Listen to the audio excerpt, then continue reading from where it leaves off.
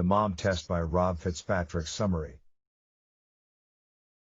The book in 3 or more sentences. This book is a practical how-to guide on how to evaluate your current or next business idea.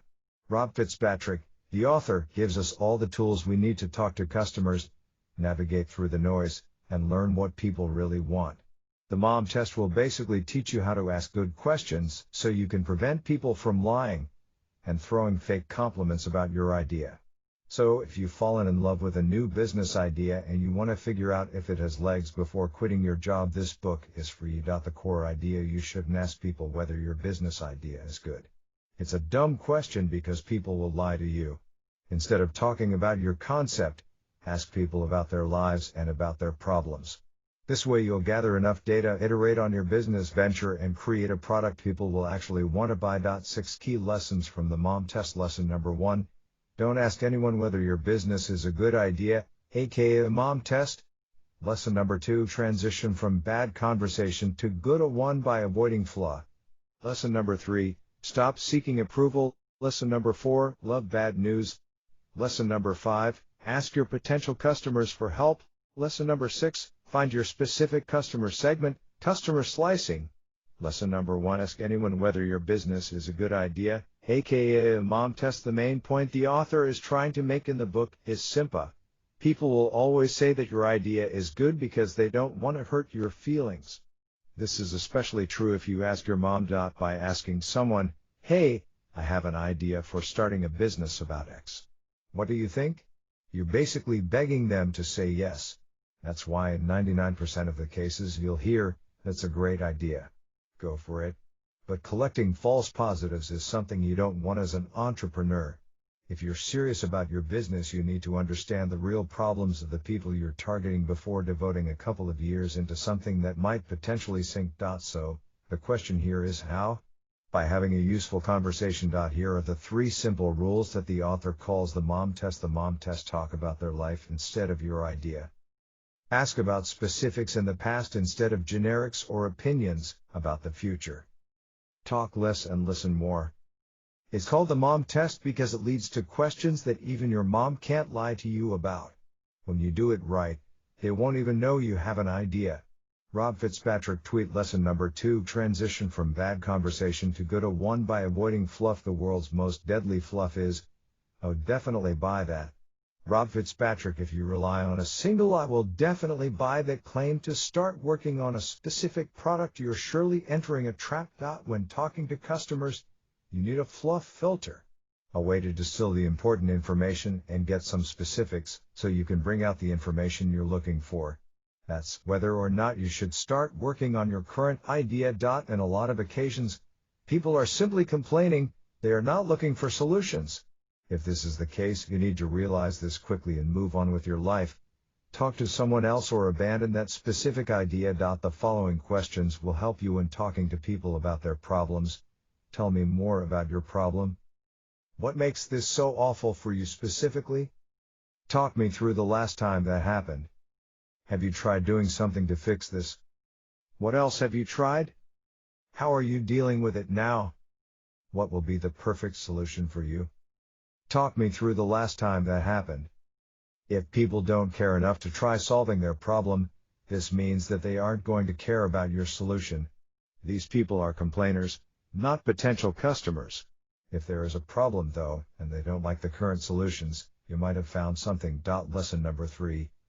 Stop seeking approval. Seeking for approval is the worst thing you can do.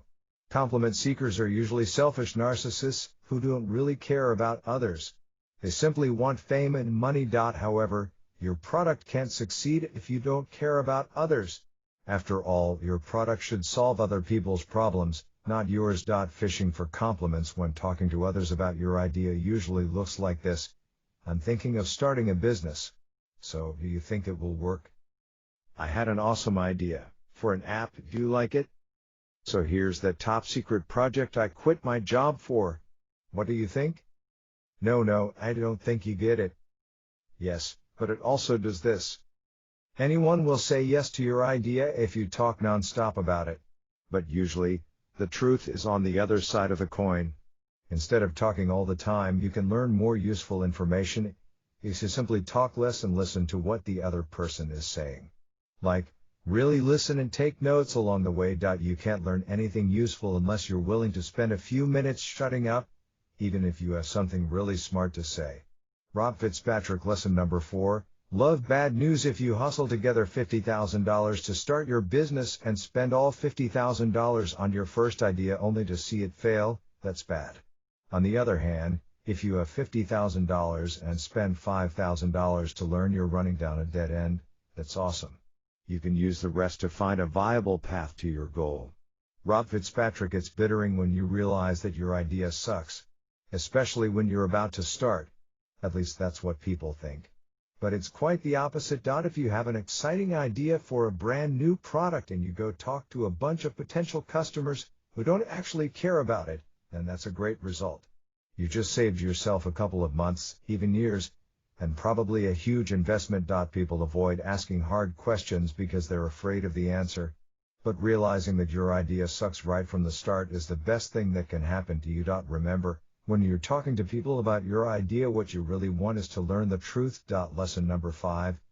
Ask your potential customers for help. There's nothing wrong with asking for help. In fact, people who succeed are those who are able to neglect their ego, show weakness, and give people a chance to help them frame their idea. You just need to set the right mood. When you want to ask someone for advice, avoid questions like, "Can I interview you?" or "You have time for a quick coffee?" You're looking for honest, private conversation without all the formality and BS. So when you're looking for feedback, you want to focus on the following 5 key elements. Vision.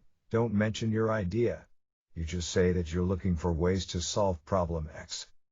Framing. Explain what stage in solving the problem you're at. Weakness. Mention your specific problem and give the other person a chance to help you by showing weakness. Pedestal. Make a compliment by explaining how much they, in particular, can help you.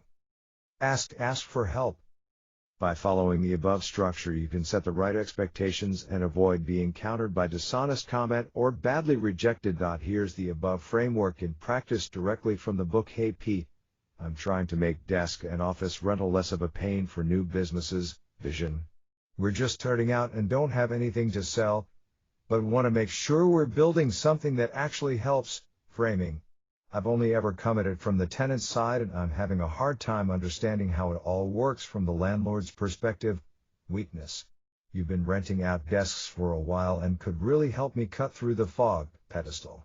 Do you have time in the next couple weeks to meet up for a chat? Ask. This can be reworked and used also for your website.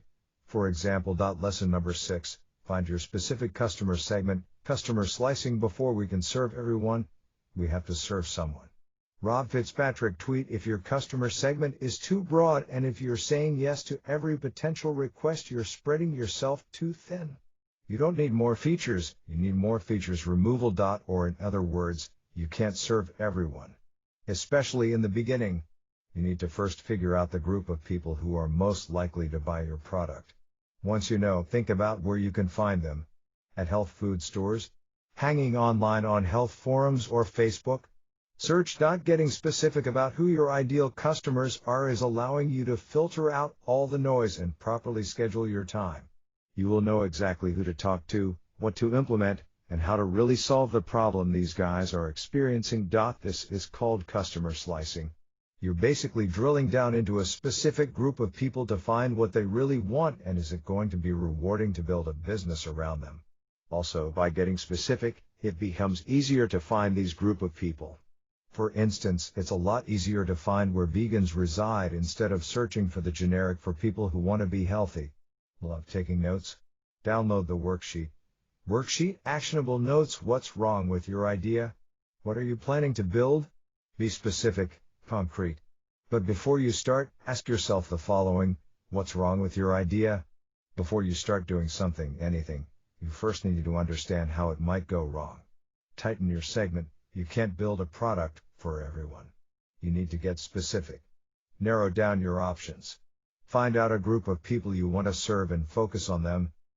Create a list of 3 big Qs. You need to be prepared before meeting potential customers. Figure out 3 big questions and write them down. It will be a lot easier to steer the conversation in the right direction if you've created guidelines beforehand. Critical questions. Every time you talk to someone, you should be asking a question which has the potential to completely destroy your currently imagined business. This way you can prepare yourself for the worst or simply ditch your current idea. Create a landing page. Before you quit your job and start your desired business, you can create a simple landing page. Describe what you're going to do, your value proposition, and collect emails. But don't just stop there.